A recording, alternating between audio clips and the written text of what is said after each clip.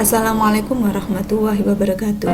Anak-anak, gimana kabarnya hari ini? Masih tetap semangat untuk belajar dari rumah ya?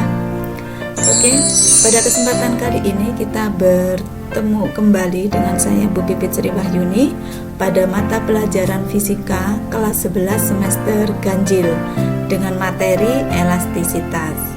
Oke, sebelum pembelajaran kita mulai, terlebih dahulu kita berdoa bersama-sama. Semoga ilmu yang kita dapatkan bermanfaat di dunia wal akhirah. Bismillahirrahmanirrahim. Raditu billahi robba wa bil islami dina wa bi Muhammadin nabiyyan wa rasula. Rabbi zidni ilma warzuqni fahma bi rahmatika ya arhamar rahimin. Amin. Sebelum masuk ke materi elastisitas, saya punya sebuah gambar seperti ini.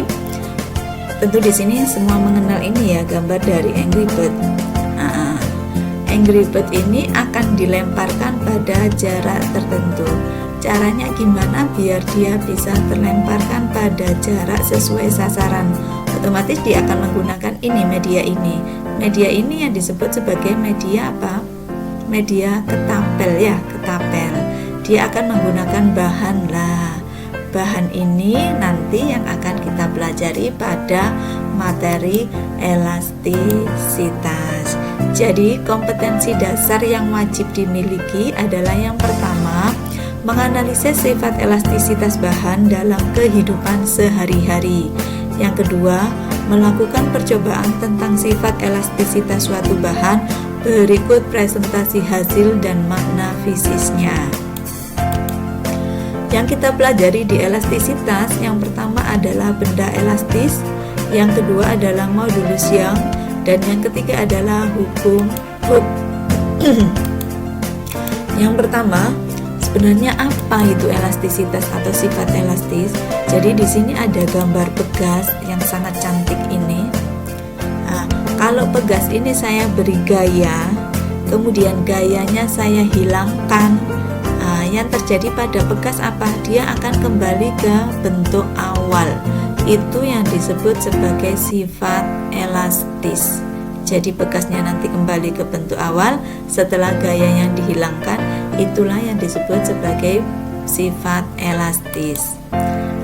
Berkenaan dengan itu, ada dua benda, ada benda elastis dan ada benda tidak elastis. Benda elastis berarti yang bisa kembali ke bentuk awal setelah gaya luar dihilangkan. Contohnya adalah karet, kemudian bekas dengan berbagai ukuran. Sedangkan benda tidak elastis yang tidak bisa kembali ke bentuk awal. Contohnya adalah kaca, kemudian di sini contohnya lagi adalah kayu. Jadi dia tidak bisa kembali ke bentuk awal setelah gayanya dihilangkan.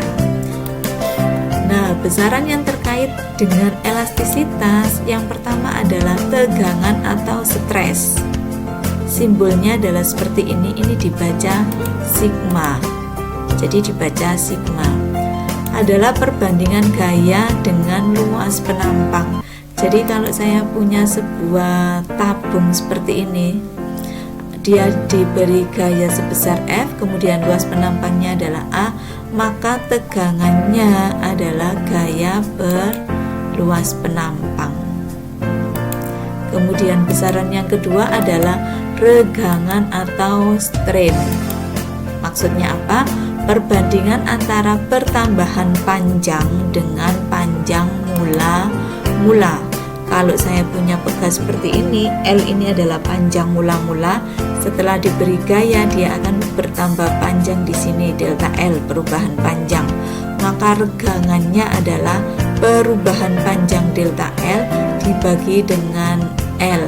Kalau di sini delta L-nya adalah yang putih, sedangkan panjang mula-mula adalah yang biru. Yang selanjutnya, modulus Young adalah perbandingan antara tegangan dan regangan. E kapital sama dengan sigma per E. Jika sigma saya tulis F per A, kemudian E saya tulis delta L per L, maka E sama dengan F kali L per A kali delta L. Berikut adalah tabel nilai modulus yang beberapa bahan.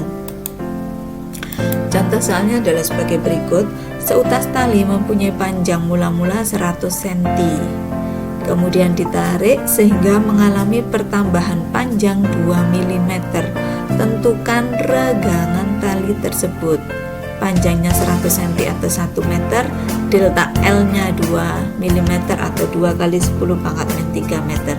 Maka regangan atau E delta L per L hasilnya adalah 2 kali 10 pangkat min 3. Kalau sudah ada contoh soal, berarti ini nanti ada 2 soal, silakan dikerjakan di buku kalian masing-masing. Selanjutnya di sini ada hukum Hooke. Hukum Hooke dinyatakan pada daerah elastisitas benda. Kalau pada ini yang disebut elastisitas adalah yang bergerak ini ya. Besarnya pertambahan panjang sebanding dengan gaya yang bekerja pada benda. Jadi kalau pegas ini diberi gaya, maka dia akan bergerak naik dan turun, maka F gayanya sebesar min K kali delta X. Ada yang menuliskan delta X, ada yang menuliskan delta L. Sama saja. F adalah gaya, K konstanta pegas, nilainya negatif. Kenapa? Karena arah gaya pegas berlawanan dengan arah gaya tarikan. Delta X adalah perubahan panjang. Kemudian selanjutnya energi potensial pegas, maka di sini bisa saya tuliskan EP sama dengan setengah K kali delta X kuadrat. Nah, rangkaian pegas nanti ada 2, ada rangkaian seri dan ada rangkaian paralel. Diperhatikan baik-baik ya, kalau seri adalah 1 jalur seperti ini, kalau paralel dia 2 seperti ini, bukan hanya 2 bercabang. Sedangkan konstanta pengganti untuk seri adalah 1/1 plus 1/2 plus 1/3 sampai K ke N. Kalau hanya 2 ya hanya 1/1 plus 1/2. Sedangkan untuk paralel K penggantinya adalah tinggal jumlahkan saja. Jadi ini sebenarnya kebalikannya dari listrik ya. Contoh soalnya seperti ini. 3 pegas identik mempunyai konstanta pegas 200 Newton per meter, tersusun seri paralel sebagai berikut. Pada ujung bawah susunan pegas digantung beban seberat W sehingga susunan pegas bertambah 1 cm, maka berat W adalah titik-titik. Awalnya di sini ada 3 pegas, semuanya identik atau sama.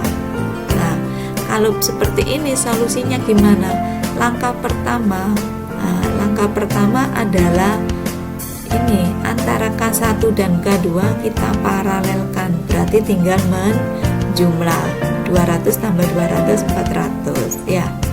Kemudian langkah kedua, kalau ini sudah diparalelkan hasilnya adalah ini KP.